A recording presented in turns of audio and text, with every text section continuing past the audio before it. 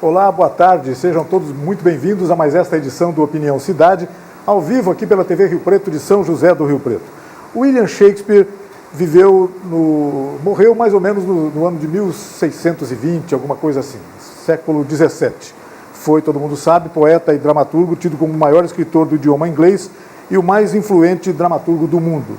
Machado de Assis, o brasileiro, que viveu no século XIX e século XX, tendo morrido por volta de 1908, a nossa convidada que está me lembrando isso agora há pouco, é um escritor brasileiro considerado o maior nome da literatura nacional e alguém que navegou por diferentes gêneros, poeta, romancista, cronista, contista, foi longe. Bem, William Shakespeare, o bardo de Stratford-on-Avon e o mulato do Morro do Livramento do Rio de Janeiro, Machado de Assis, viveram separados por um período aí de uns 300 anos. Mas existem muitos pontos de intertextualidade na obra deles.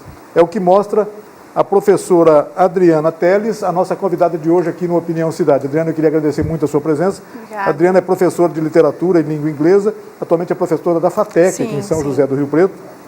Eu queria agradecer muito a sua presença. Eu que agradeço a oportunidade. A gente mostrar para a câmera aqui a capa do livro que você estará lançando no próximo dia 22 de março, aqui em São José do Rio Preto. A gente vai falar bastante sobre esse trabalho.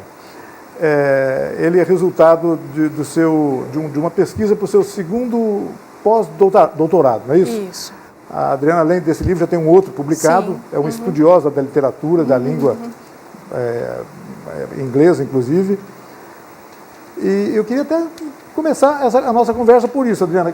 De onde veio a ideia de encontrar intertextualidades entre William Shakespeare e Machado de Assis, que viveram tão separados um do outro, né? 300 anos de diferença, e que tiveram pontos de referência muito importantes, né? E muito frequentes nas obras do Machado, né?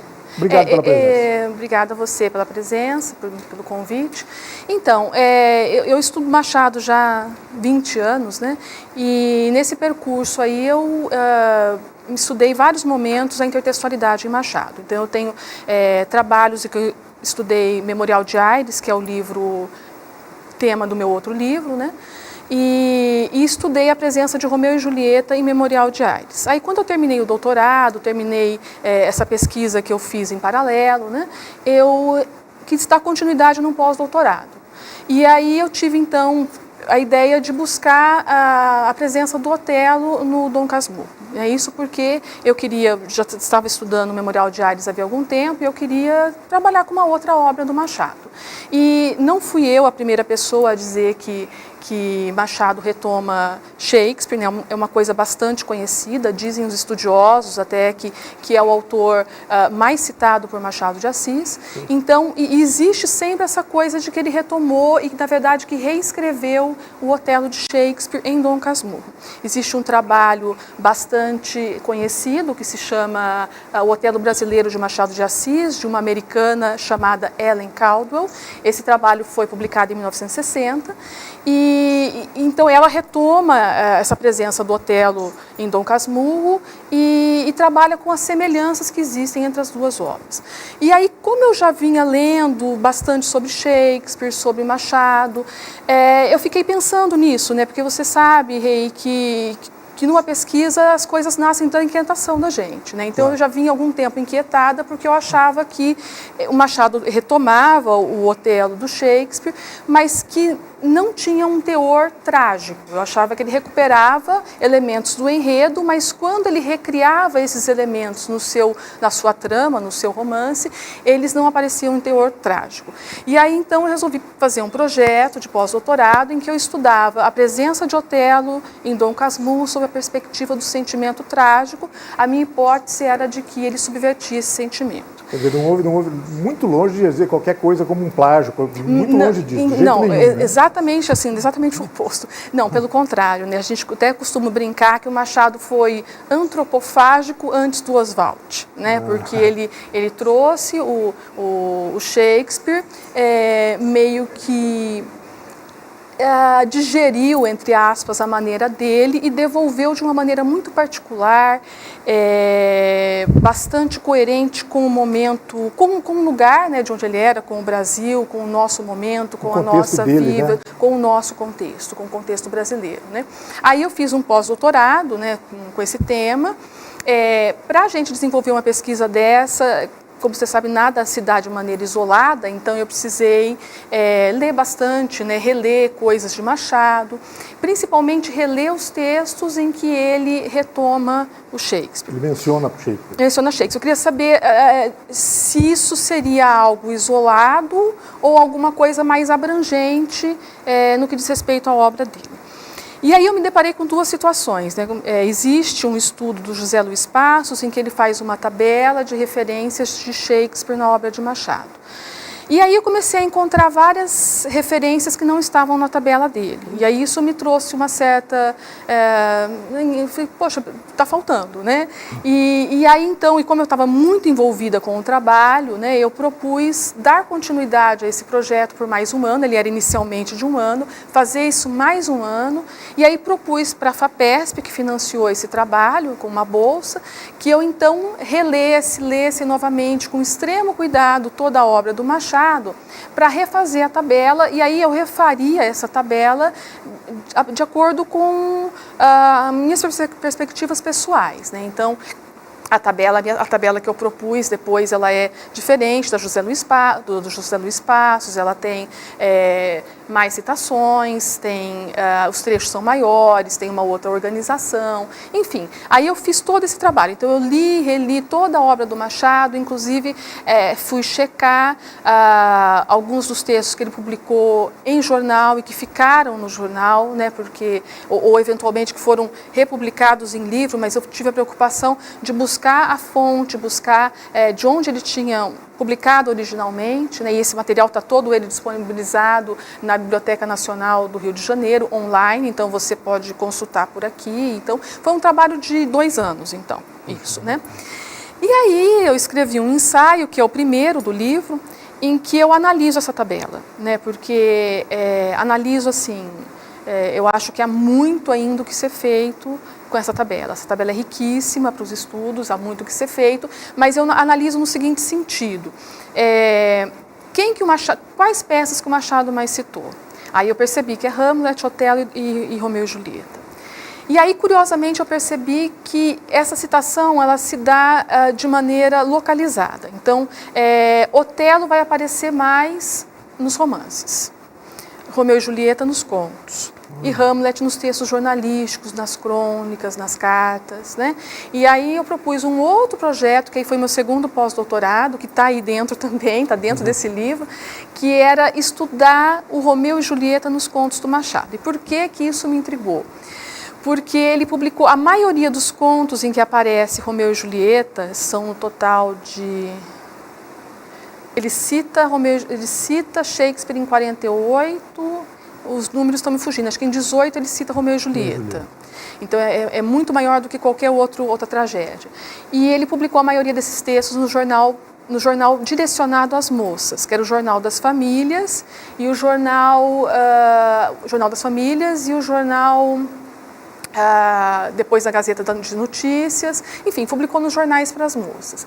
E eu achava que existia uma relação muito próxima entre a temática que ele abordava e o público que ele tinha e a tragédia que ele retomava. E só que lendo esses contos, eu comecei a perceber que ele também ironizava o referencial, não no sentido de diminuir o referencial, muito pelo contrário, mas de deixar impresso nesse referencial uma percepção muito pessoal sobre o amor. Então aí foi que nasceu o meu segundo projeto de pós-doutorado, que se chama Romeu e Julieta nos contos de Machado de Assis, uma poética do amor e do desengano.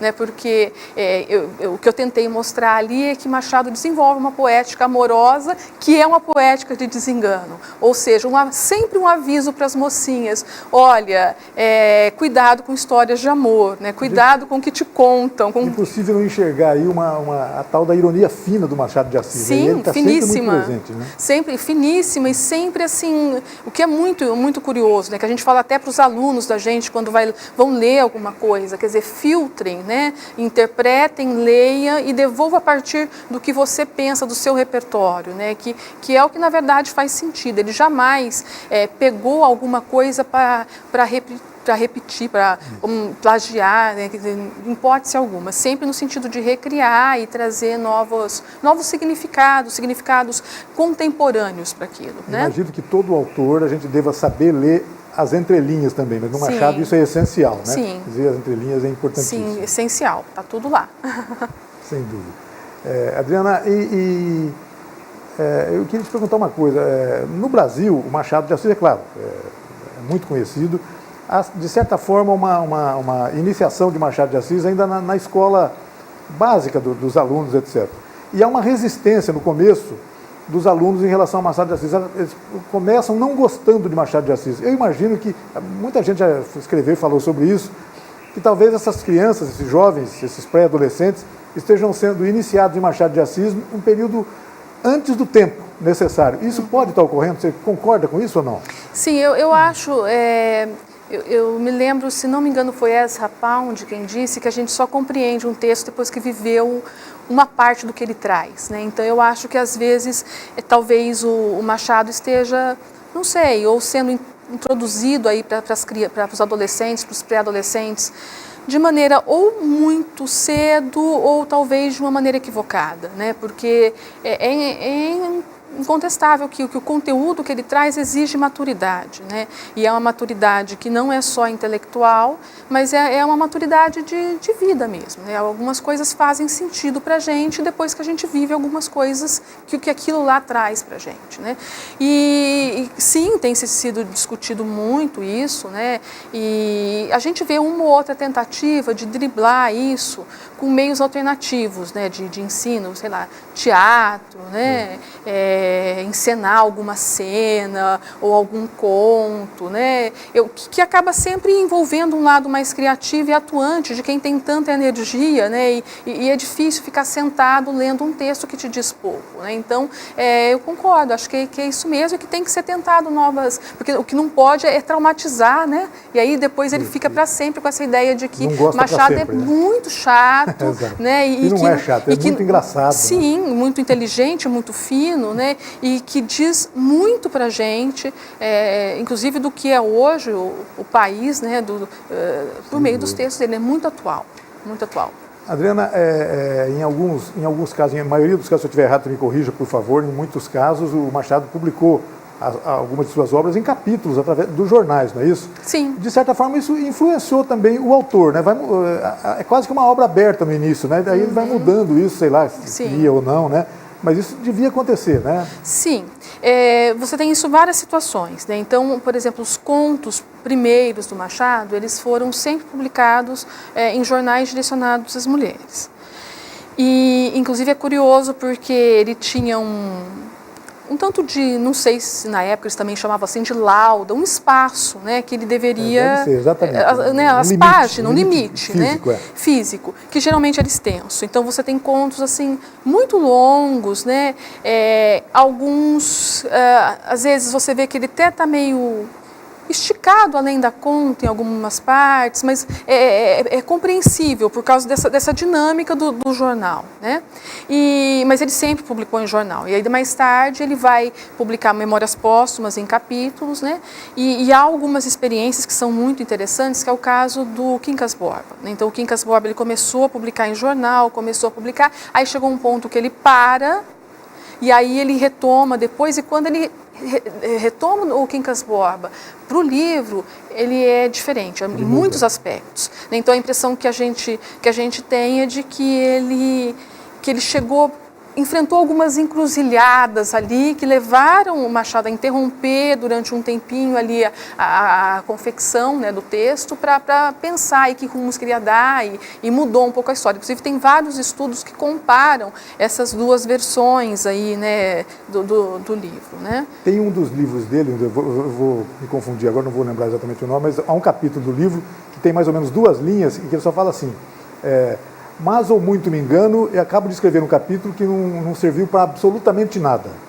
Impressionante. Às vezes ele brincava com isso também. Brincava com isso. Até brincava com a expectativa do leitor, né? Porque como era um leitor acostumado com uma obra romântica, ele espera conteúdo, ação, né? Ele espera o e aí, né? E esse e aí, às vezes, era uma repetição eterna de situações, né? Quer dizer, de encontros, desencontros, brigas, afastamentos e uniões. Então, ele brinca muito com isso e esse é um exemplo disso, né? Quer dizer, ele escreveu um capítulo que não serviu para nada. Então, você, leitor, que espera, né?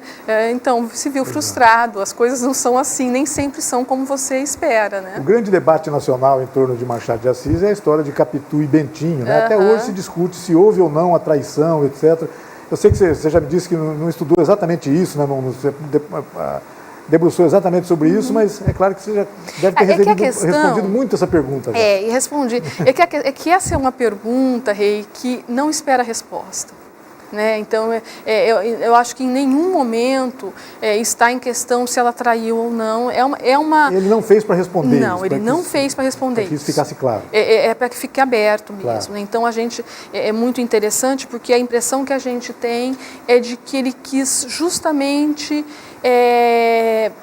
trabalhar uma questão que era muito comentada nos sociedade conservadora da época. E nos romances de traição, sabe? Então ele inverteu, ele fez um romance de traição que na época em que ele publicou, você teve Madame Bovary, teve o Primo Basílio, né? Em que a coisa era muito explicitada. E assim, ele inclusive teve uma briga por cartas com essa de Queiroz, que é muito interessante, porque ele não gostou do Primo Basílio, porque ele falava que o Primo Basílio... E é meio assim, eu não sei se é coisa de data, é a opinião dele, é questionável também, é uma coisa pessoal. Ele não gostou do Primo Basílio porque ele falava que a grande questão do Primo Basílio é você ter uma empregada, né, uma governanta, que era uma pessoa aproveitadora. Que se ela não existisse, né, a questão da traição ali, ela se perdia. Então, ele fala que era muito mais, talvez, que brincava muito mais com a questão do policial, do suspense, ali, o que ia acontecer, do que com a questão realmente da traição. E ele escreveu essa crítica em jornal, isso chegou ao ESA, que respondeu, aí teve as pessoas que tomaram as dores de cada um dos lados, enfim, foi uma... E aí chegou um ponto que ele se calou. E aí ele escreveu o Dom Casmurro, né? Então, é uma versão machadiana de um romance de traição visto por um outro lado, pelo lado do marido traído. Que coisa rica tudo isso, né? Que sim, impressionante, muito né? rico. Muito bacana. Então é uma questão que realmente não foi levantada para ser respondida. O Machado, ele coloca muito mais em questão as certezas que nós temos frente aos fatos, claro, né? Que é uma coisa que é o tempo todo dramatizada por meio do narrador. Quer dizer, que certeza ele pode ter, que certeza ele faz a gente vivenciar a incerteza dele. Quer dizer, o leitor fino vai vivenciar essa incerteza, ele vai falar, quer dizer, ele tem elementos, quais são? É tudo muito fugaz, a habilidade narrativa dele deixa essa dúvida, a dúvida permanece aí. Sim, que são as nossas próprias certezas com relação às coisas que a gente vê. Né? Então, quer dizer, que certeza, o que os fatos nos fornecem de transparente? Bacana. Adriana, daqui a pouco a gente vai ter que encerrar, porque o nosso programa já está chegando ao final. Você falou que meia hora é bastante tempo, a gente vai conversar. Nada, passa rapidinho. Prosa boa, passa depressa.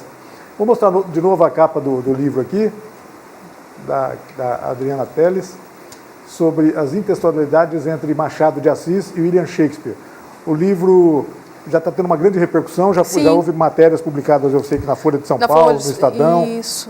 E eu queria que a gente divulgasse agora. O lançamento vai ser dia 22 de março, não é isso? Aqui na Saraiva. Vamos convidar as pessoas para irem lá. Sim, convidar todos. É dia 22 de março, às 7 horas da noite, na livraria Saraiva do Rio Preto Shopping. Eu vou ficar feliz com a presença de cada um. Dia 22 de março, você falou o horário? Que horas? 7 horas da noite. 7 horas da noite, bacana. Isso, todo mundo 19. lá. O lançamento, a tarde de autógrafo, noite de autógrafos da Adriana. Machado e Shakespeare, intertextualidades. Que bacana, Adriana. Eu queria agradecer muito a sua presença. Eu que agradeço o convite. Um prazer. Parabenizá-la pelo trabalho. A gente gosta muito de... Que bom que é conversar com pessoas que gostam da língua portuguesa. Sim. E de se manifestar através da língua portuguesa, que é riquíssima, né? Sim. Imagino que Machado levou até alguma vantagem em relação ao Shakespeare, poder contar com a língua portuguesa a favor dele e o Shakespeare teve que contar com a língua inglesa. Não sei se você concorda com isso comigo, mas é uma... apesar do português ser um código secreto, né? Sim, mas foi realmente uma oportunidade de poder trazer isso para a gente também, né? E contextualizar em outro momento, né? Tão distinto. Obrigado, viu, Adriana? Eu que agradeço. Todo mundo convidado, então, para o dia 22 de março, o lançamento do livro, o Machado e Shakespeare, Intertextualidades. Eu queria agradecer mais uma vez muito a sua presença e agradecer a você que nos acompanhou em casa em mais essa edição do Opinião Cidade. Desde já você está convidado a estar conosco novamente na segunda-feira, a partir do meio-dia, aqui na TV Rio Preto. Até lá, um forte abraço a todos. Tchau, pessoal.